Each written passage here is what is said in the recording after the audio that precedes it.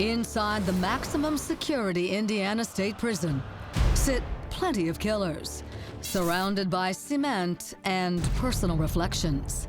Directly after I did it, because of the state that I was in reality, I was pleased with myself. Aaron Brown murdered his own parents in cold blood. I thought I did what I had to do. Murder, robbery. Robbery went bad. Guy ended up dying. Justin Cook tried to rob a man. He ended up killing him instead. Hit him in the back while he's running. LeBaron Johnson simply took revenge. I'm incarcerated for attempted murder. I took upon myself to defend my sister. She was being abused, and I shot a guy. Combined, these three will serve hundreds of years. But time isn't the only measure they have in common. They all committed their violent acts as teenagers. How old were you when you committed your crime? 16 years, 6 months, and 4 days. It's something Crime Watch Daily contributor Sara Kruzan can relate to. She has her own harsh memories of spending over 15 years in prison. Payment for putting a bullet through the neck of a man who had been her sexual abuser, pimp, and trafficker for 5 years. She was 16 years old. Right now we're coming upon the Indiana State Penitentiary. It's very scary. I'm starting to feel a little anxiety. Today, Sara has willingly returned, but not without some side effects. I just brought back the fact when I was dropped off in the prison, being shackled in chains, a sense of feeling just hopeless and oppressed. The steel cold sounds and loss of all control are brutal, emotional, and tearful reminders. It was pretty scary for me coming to the prison myself this morning. When I first got here, I'm sure I felt the same way. Yeah. You know, being 17 when I got here. First thing crossed my mind was how I'm gonna survive this.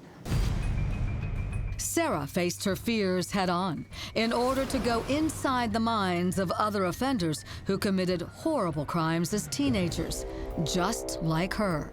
It's very scary to have a gun in your hand and to kill somebody. It changes you. Is that fair to say?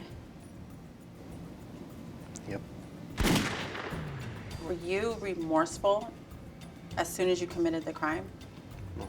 I felt like I did what I needed to do, and I really don't even think I understood the gravity of the situation.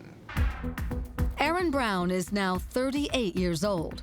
22 years ago, he killed his own mother and stepfather, lying in wait, shooting them point blank in the early morning hours as they returned from a party, all part of a methodical plan.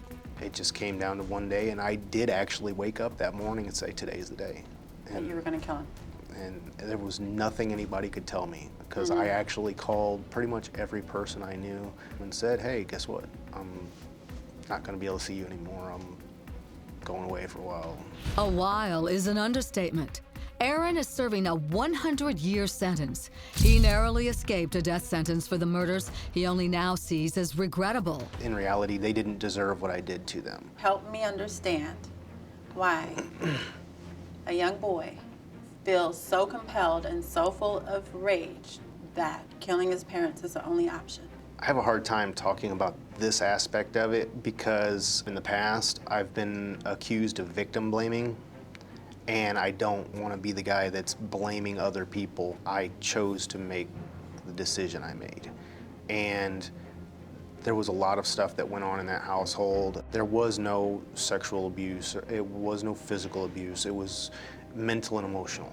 But what did and didn't go on in that household was secondary. As a teen, Aaron couldn't see solutions to the emotional abuse he says he suffered. He could only feel rage. Did you want them to pay for everything that they had done to you? Yes. When I killed my stepfather, I was yelling a whole lot of things. To this day, I can't tell you what all those things are, but I was screaming at the top of my lungs in the middle of the night as I'm, standing over a body. Right. And I went back in the house and I looked at my mother, and I didn't say anything to her, but I did stand over her and, take it in one last time, and then I left. That disconnected, raw lack of feeling and control was similar for Justin Cook.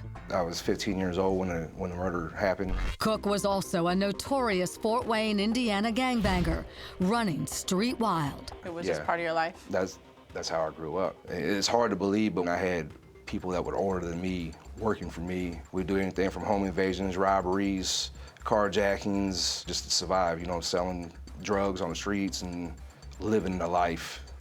I guess living the life of a gangster. But it caught up with Justin when his associates turned him in for murdering a man they all tried to rob. Suddenly, he was facing gangster life and a 60-year sentence in an adult prison at 17 years old. When I first got here, you know, they put me straight out of population. Were you scared? Most definitely. Did you think you would die here? Yes, I did. You know, through the gang banging and stuff, yes. I thought for sure I would be dead. I'd fight the Aryan Brotherhood because they wanted me to be an Aryan Brotherhood and I wouldn't be an Aryan Brotherhood. And that's why I thought that I would die in here. You know, I figured someone would stab me and it'd be over with. Justin obviously survived.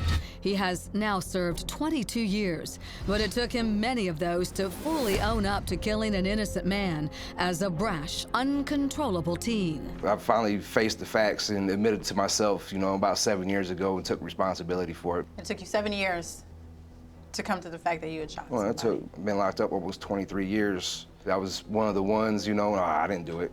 I didn't do it. I didn't do it. One day I just, it's time to just tell the truth. LeBaron Johnson has no trouble owning up to what he did. How do you feel for being here for attempted murder? I've grown in ways to where I'm not more of a reactionary person.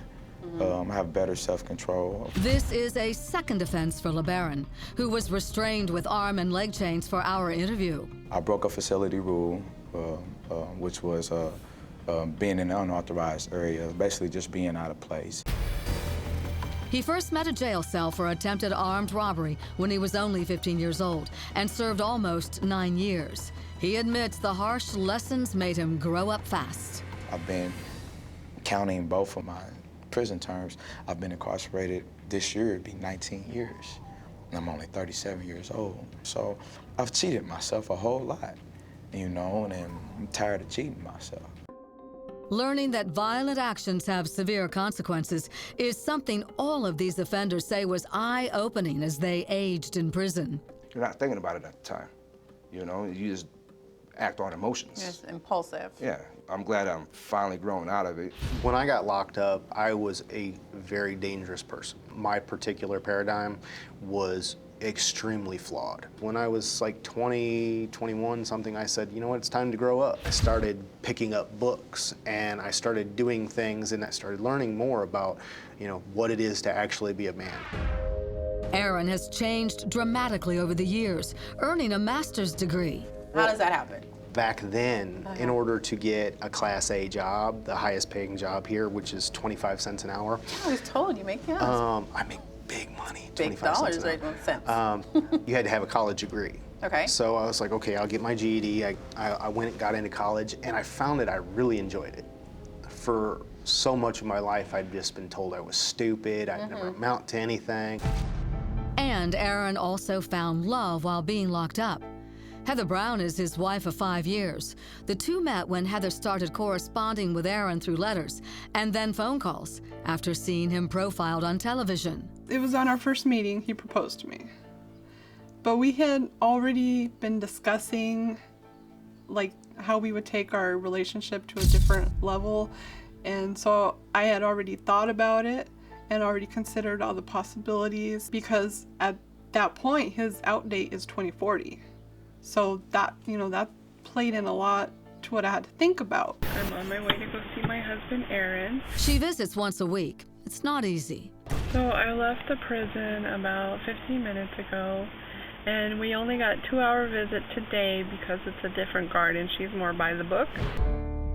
Aaron won't be eligible for release for over 20 years. He'll be over 60 years old when he becomes a free man.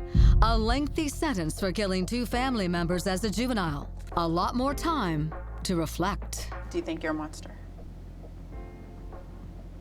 Why? It kind of goes to the argument of why there's a problem with giving a juvenile life sentence or the equivalent. It's the fact that we can rehabilitate, we can change, we can grow. And I did that. I'm proud of the man I've become. Though Aaron's sentence was 100 years, Indiana allows for good time, which could make him eligible for parole sooner. With good time counted against his 60-year sentence, Justin Cook could be eligible for release in about 8 years. LeBaron Johnson will be out in about 4 years. Of course, extremely long sentences for juvenile offenders is a controversial subject right now. And we want to hear from you. Should these young people, some sentenced to life in prison, get a second chance? Sound off on our Facebook page.